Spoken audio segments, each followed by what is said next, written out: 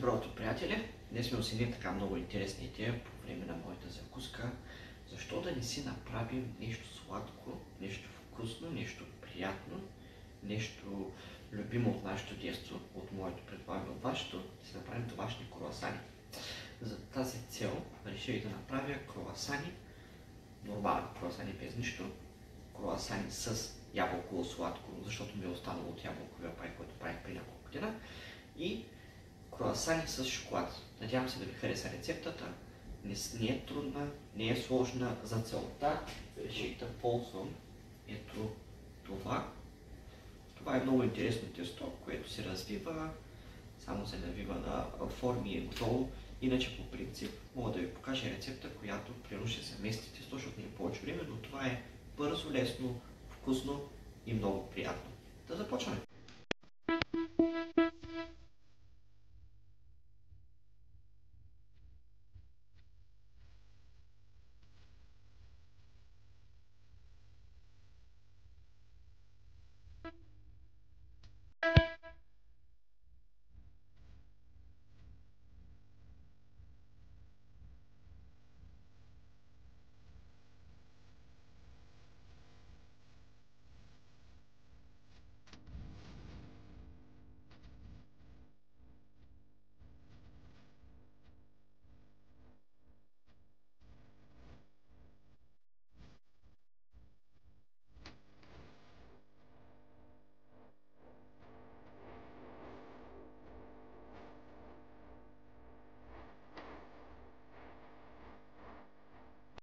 Ето след около 5-6 минути, приятели.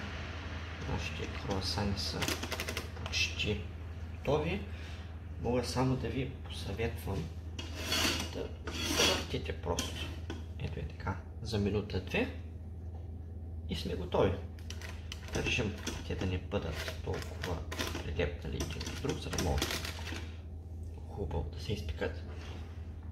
И след това слагаме останалите. Продължаваме. Точно 9 минути са минали. Така печем нашите круасани. Станали перфектни. Понеже са по-крехки, аз ще извадя направо цялата решетка и лека ще ги махна и ще сложа следващите. Така. Този.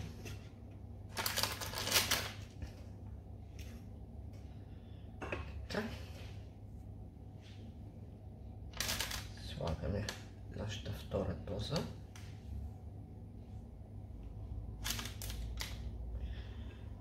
И продължаваме, приятели. Много ще сложим на около 10 минути. Този път сложим по-малко, защото ще е вдигнала градус нашата линча. Чеме на време.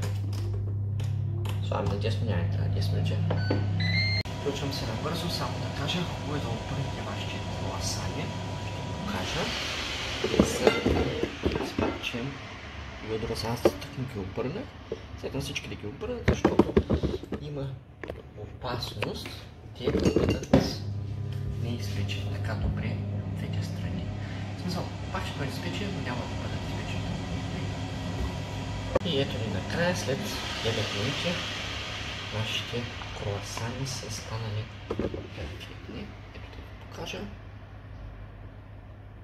Затова казвам да се пускат от двете страни, за да може да се изпекат. Сега падна нашите круасанчета.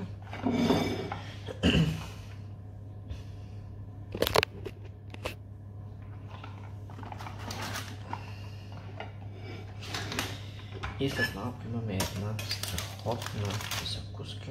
Всеки сам може да прецени дали да бъде с шоколад, с ябълково сладко, някакво друго сладко, ако искате, или просто може да го разрежете, да сложите шумка, кашкава, нещо друго и да си папате вкусно. Привет, приятели! Ето ги нашите вкусни круасани накрая и го поистинали. Сега първо да отворим този, който е с шоколад. Ето, да видите как хубаво се е получил нашия шоколад.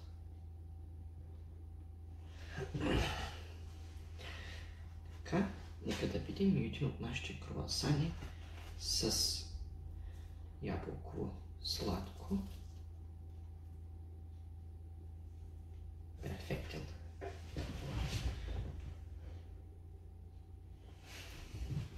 Може да бъдеш готово. Не са препечени, не са изгорели. Точно според моя вкус. Всеки един от вас може да си ги направи по какъвто иска вкус. Ако искате малко повече, може да пишете малко по-малко. Аз съм ги пекал, за да хванат един златист такъв цвят. Има някои, съм забелязал, пекатки да станат като на ивици и така. Аз предпочитам така като са изпекани. Надявам се да ви хареса моето идейно предложение.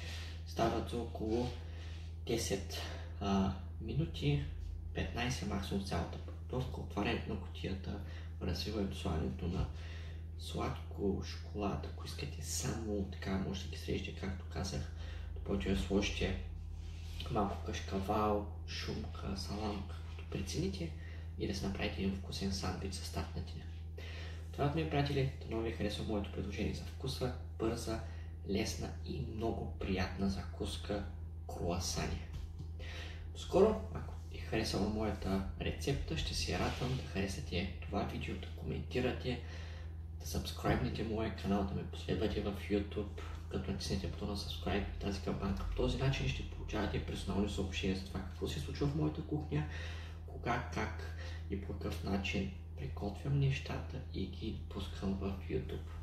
Също така може да последвате на моята страница в Facebook и отскоро може да последвате и в Instagram. Скоро, приятели, за мен беше чест да бъдем заедно.